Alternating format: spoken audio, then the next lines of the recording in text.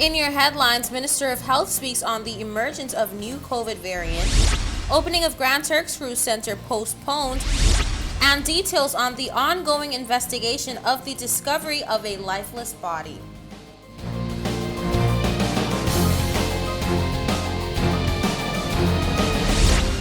From the PTV Broadcasting Headquarters in Providenciales, your number one source for news, I'm Erica Pinales, delivering the latest from across the country this Monday, December 6th, right to your door. Newswatch starts now. In today's top story, we speak to concerned residents and active members of the community on the quote-unquote littering problem here in Providenciales. They've been combating so devotedly. Newswatch has more. Norman Rogers, retired businessman, now dedicated member of our community, gets up every morning to pick up the litter that our beautiful by nature island home is being plagued with. I started this back when we had lockdown, and we started walking in the morning, and I looked down it and I didn't like what I saw. And all throughout, no matter where I went, I found litter. And I decided back then that there was something that I could do about it. I had the time, I had the inclination, and I had the means to start doing something. So I started picking up litter every morning and started off from the sands and went from the sands down to 7 Stars. Then I would go from the sands off to beaches, and this is all along the roadway.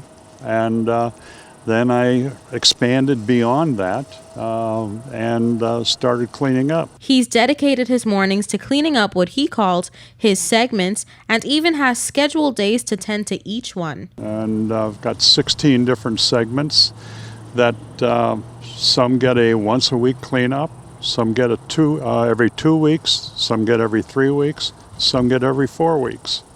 And then we start the cycle all over again. And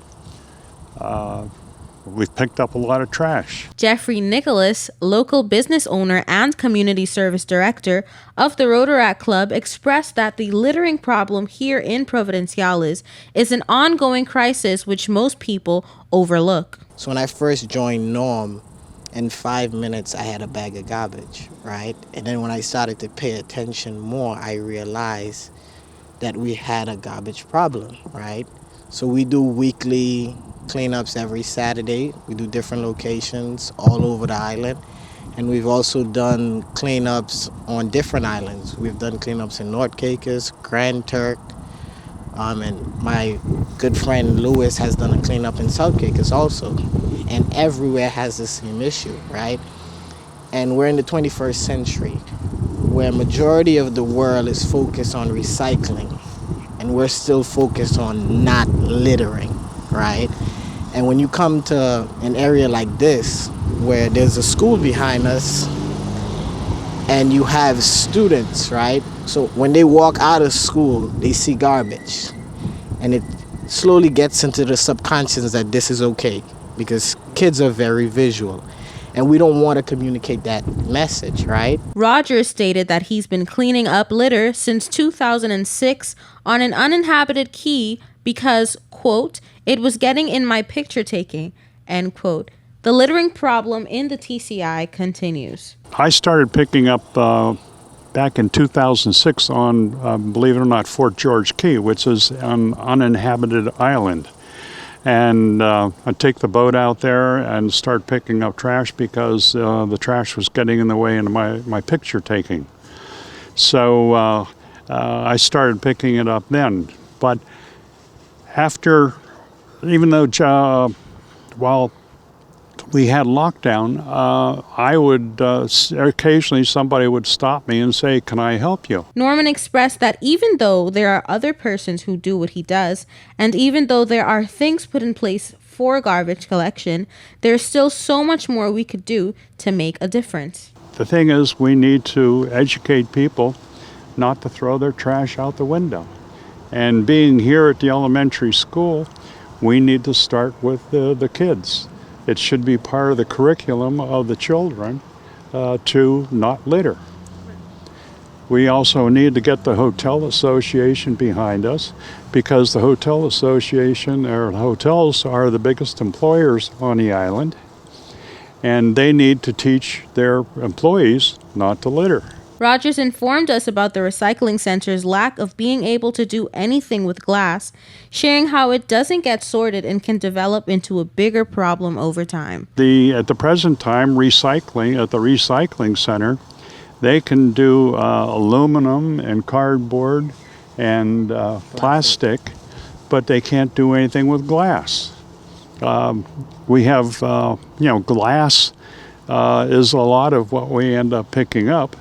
But again, it doesn't get even to the recycling center. Nicholas gave an alternative way of using glass and how we can even possibly implement it here in the TCI. We have to sort of push for recycling and expand it a bit. Glass bottle can be turned into jewelry. It can be turned into sand to help make roads, which is better than the natural sand we have, because that, from what I've heard, holds up the water way better than the natural sand, right? But why aren't we investing in those things? Norman explained that most of the construction taking place on island could implement the alternative idea, which would be a great way to recycle. The crushed glass could be put right back into the road. Right now they're paving the Jericho Baptist Church parking lot over there. There could be a crushed glass in that the tarmac that they're putting down. All the building that's going on, there's lots and lots of buildings. There's a huge project going over at the shipyard, at the end of Long Bay Hills, South Bank. There's cement trucks arriving there all the time, and they're building a lot. They can be going into cement blocks. We use a lot of cement blocks here to build things. And you won't notice a green bottle or some green crushed glass in a cement block, because it gets covered up anyhow with a coating. So you don't see it. But it's a good aggregate to put in instead of crushed stone or something else. Rogers ended with saying that beer bottles, a large component of what makes up his trash collection, can be reused, thus suggesting that we can do something about it and, I quote, use it rather than just throwing it away, end quote. I'd like to see more people involved. On the backside, I've got one person can make a difference, and you get enough one person's involved, then it's a lot of people making a difference. Yes.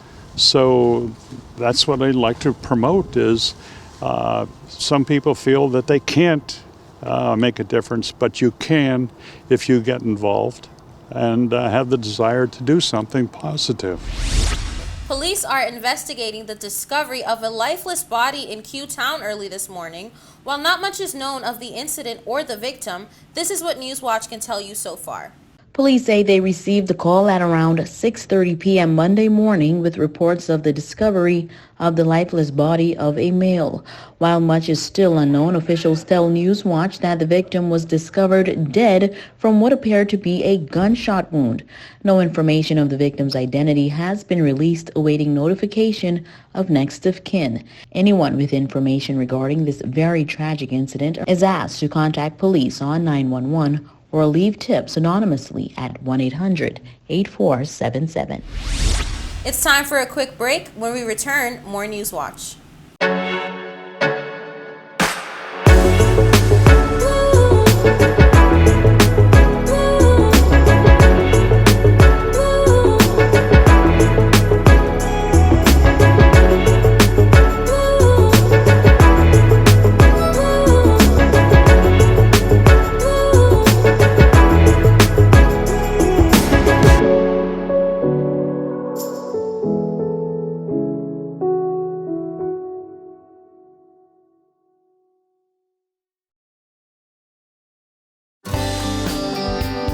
This is a reminder that all PTV service accounts are due on the first day of each month.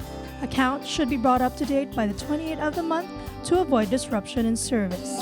Payments may be made on our office at Stubbs Diamond Plaza, Providenciales, Mides Plaza, North Caicos, and Airport Road in South Caicos. Payments may also be made online using Scotiabank, CIBC First Caribbean Bank, and Royal Bank of Canada. Please allow 3 business days for online payments to be processed. We thank you for your cooperation.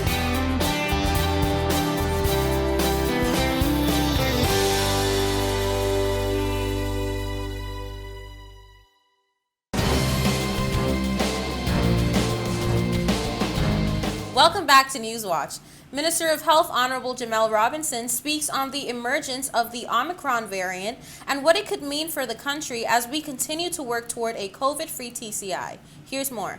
The experts are still trying to piece together the transmissibility and severity of the new COVID variant Omicron, or B11529, emerging out of South Africa. America has made a play to heighten travel restrictions and push booster shots in light of the lack of information in order to gain a head start over the strain, which has already been identified in states across the country. So, what is the TCI's proactive approach? Persons might have wanted us to, I guess, go a little further and, kind of mimic what other countries have done, which is ban persons coming from the countries in Southern Africa, so to speak, where the Omicron variant was identified and arisen in that general part of the world. But a couple of things actually assisted us. The UK, Canada, and the US kind of did the banning for us. Minister of Health Honorable Jamel Robinson explained that most of our visitors from the country where the Omicron variant emerged are transits of the United States and the UK. Hence, their prevention measures through travel restrictions are expected to trickle down. The minister says the same conditions and restrictions apply to all variants, so there is really nothing new that is going to be implemented per se. It's really down to individual responsibility. You have to be vaccinated as a visitor, as well as you have to take a test within 72 hours. So the things that we've been doing actually is ideal for all variants, right? So we can operate as if it's already here or eventually might come here, because at the end of the day, what I would have promoted at my very last press conference and dealing with the health updates and stuff, it's about personal responsibility, whether it's Delta Plus or Omicron right now. It's up to individuals to be able to protect themselves. Officials will, of course, continue to pay close attention to the country's dashboard and begin randomized testing for any cases of the new variant. We'll pay attention to make sure there isn't any significant spike in cases that could be associated with this variant should it arrive in the country. But we should just behave as if it's already here. So just continue to be vigilant. Ministry of Health officials are pushing the booster shot for those who have been vaccinated and encouraging unvaccinated persons to go and get the jab, as once again the transmissibility and severity of the Omicron variant are still unknown. We'll be right back. When we return, your weather forecast. This is a reminder that all PTV service accounts are due on the first day of each month. Accounts should be brought up to date by the 28th of the month to avoid disruption in service. Payments may be made on our office at Stubbs Diamond Plaza, Providenciales, Mides Plaza, North Caicos, and Airport Road in South Caicos. Payments may also be made online using Scotiabank, CIBC First Caribbean Bank, and Royal Bank of Canada. Please allow 3 business days for online payments to be processed. We thank you for your cooperation.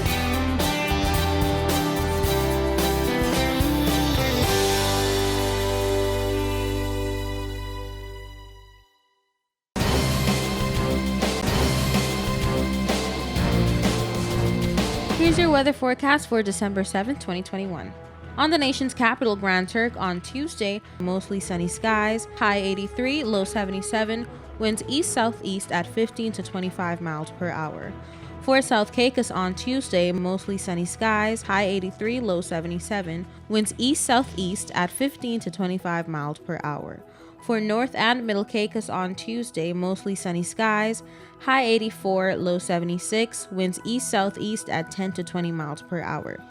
For Parrot and Pine Key on Tuesday, mostly sunny skies, high 83, low 77, winds east-southeast at 10 to 20 miles per hour. And on Providenciales on Tuesday, mostly sunny skies, high 83, low 77, winds east-southeast at 10 to 20 miles per hour. Now for your sunrise and sunset. Sunrise 6:16 a.m., sunset 5:07 p.m.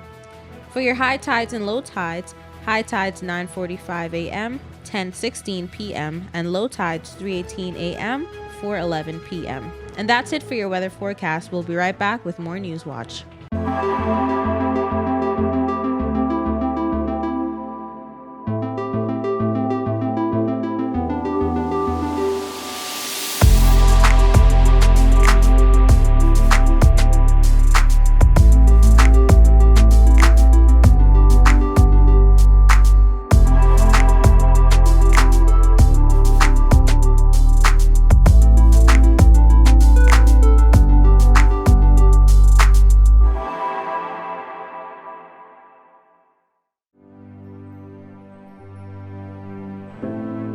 Here at People's Television, we're more than just your leading news and entertainment services. We are spreading the gospel.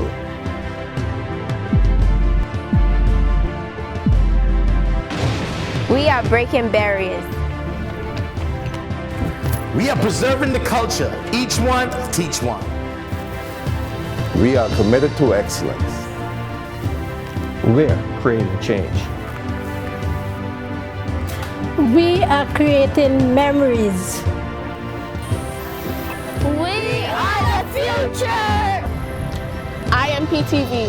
I am PTV. I am PTV. I am PTV. We are PTV. We are continuing the legacy. We are PTV.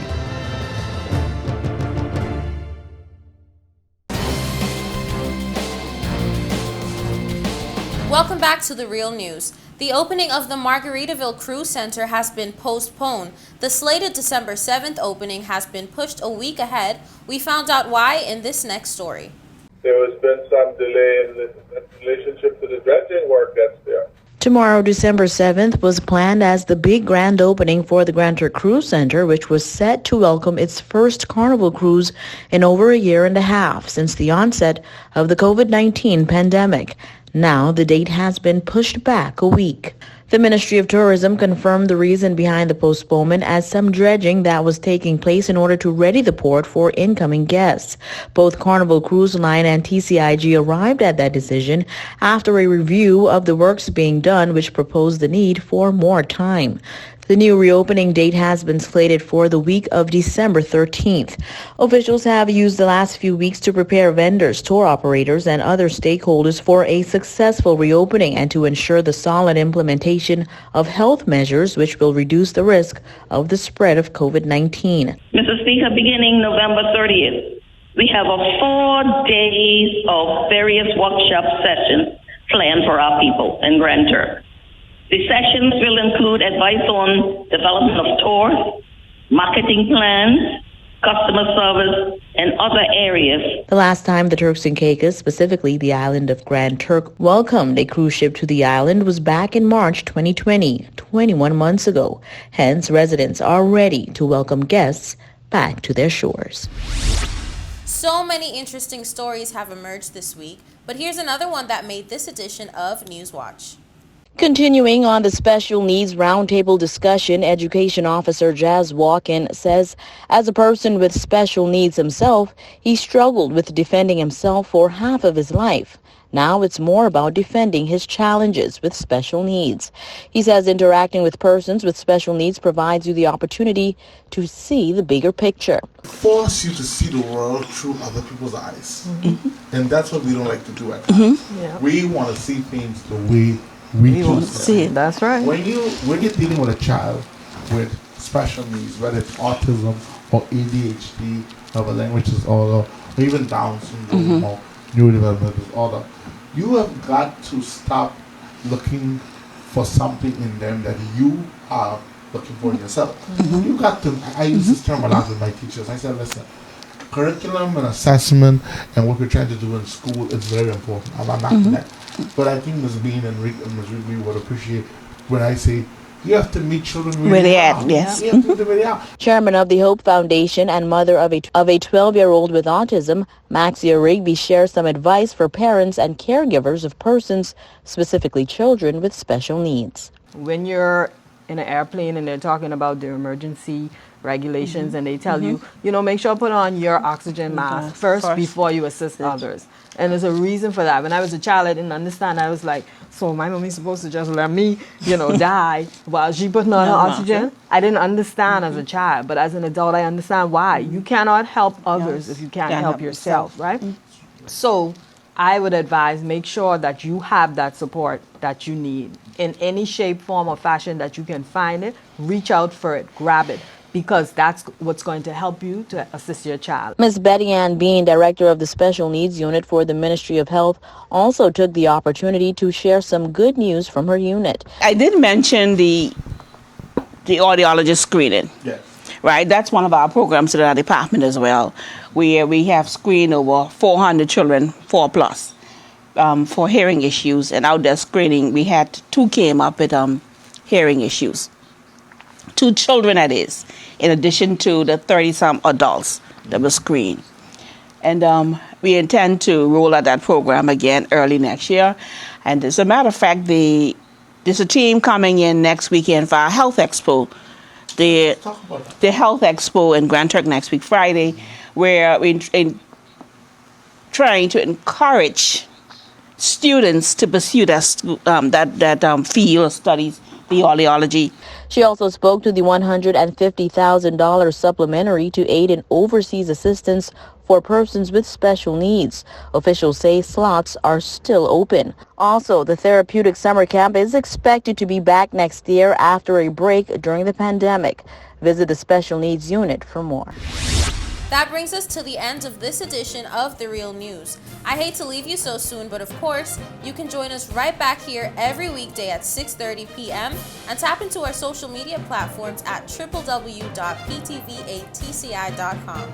I'm Erica Pinales, keeping you informed, updated, and affiliated. Until next time.